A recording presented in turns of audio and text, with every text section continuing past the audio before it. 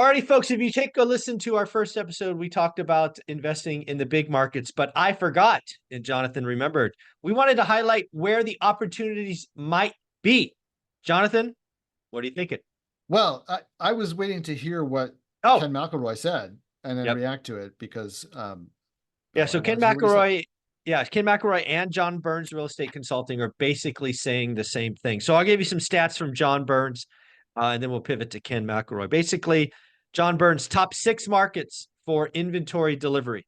Dallas, Texas, 55,000. I'm just going to round these numbers. New York, 53,000. Phoenix, 51. Austin, 42. These are in thousands. Newark, 39. And Atlanta, 34,000. So what John Burns and Ken McElroy are saying is basically the Sun Belt and New York, right? New York and Newark, kind of the tier 1 markets. So the opportunity where the overbuilding or saturation will not happen is in the tertiary or tier 2 markets. So it's going to be interesting to watch if something like that happens.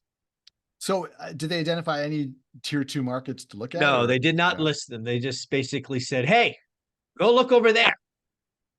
So I would say, so they're just reporting the raw numbers. Those are not Correct. percentages. No. So the thing is, 55,000 apartments delivered in New York City and 55,000 apartments delivered in Dallas are two very different things.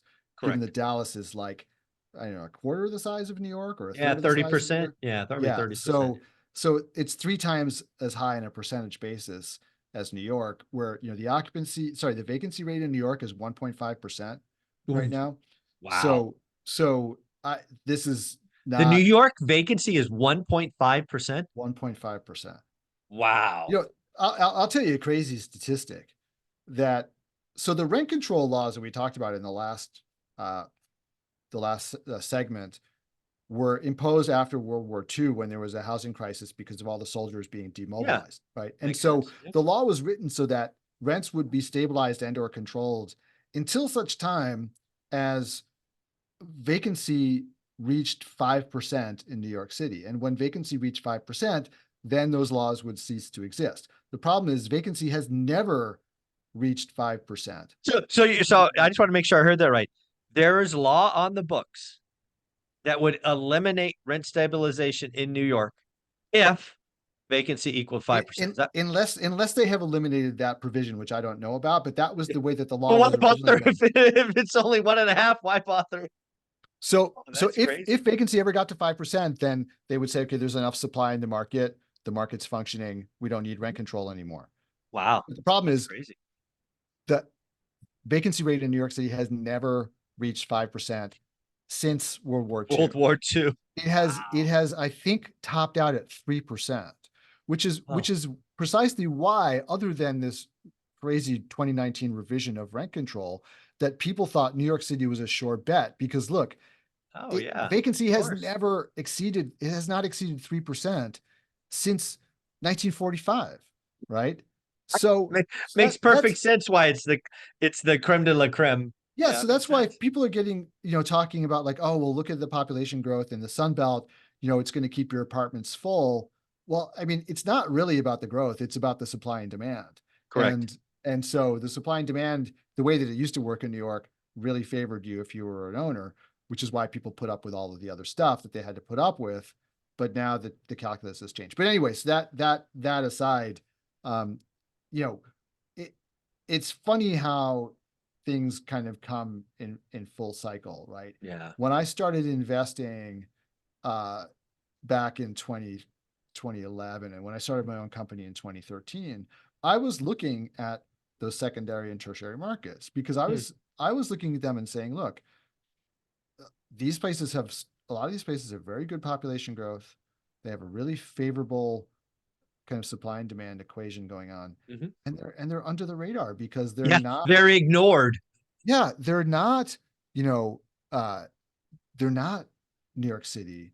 They're not, increasingly, even at that time, Dallas, right, where everybody was flooding to Texas, and I was like, okay, if you guys are great, please go. I'll have these other markets all to myself, right? But people were telling me I was crazy. Like, why would you invest in Greenville, South Carolina? Or frankly, he wouldn't say like, why would you invest in Charlotte, North Carolina? Wow. and places Oh, like that, right? And wow. it's like, well, because look Yeah. what's going on Math. there. Yeah, Math. yeah. And so, I'd say the major change now is that, you know, places like Dallas and Phoenix were not considered top tier markets, or Miami were not really considered top tier Mhm. markets before. Now they are. Oh, no Um, question they are now. Yeah. but but now, so they're the top tier markets, and people who are saying, well, ignore the top tier markets and go to the next level Yeah. down, or the one after that. It's like, well, that's what I've always been doing. And like, Yeah, exactly. you know, Yeah, I think it's really, I mean, again, you're on the channel because you're conservative, and probably there's a state that you're doing a deal in, wasn't it Montana? South That Dakota. was, oh, South Dakota. Yeah. One of those ones way up in the middle. But I mean, that's just an example of looking at population, looking at trends, looking at kind of percentages, and um, that's what it takes. One of the reasons I still speak at events is I want to know where everybody else is looking.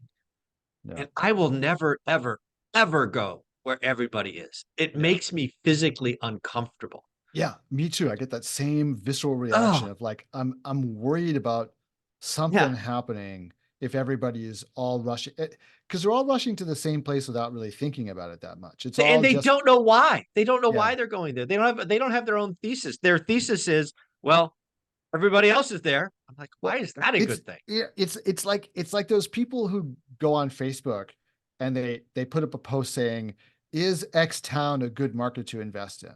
Like, really, that's how you're going to The determine, criteria?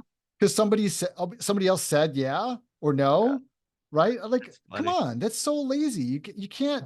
This is like your money, right? Or maybe somebody else's money that you're talking about. Like, that's you gotta Be dig better, deeper folks. than Be better. what everyone else is doing, or what like one guy told you. Usually when people are putting a post up there, like, is X town a good place to invest? It's because they've already decided to invest Mhm. there, and they just want somebody else to tell them it's a good idea. Or Right. they've already got capital deployed and they want to bring other people there.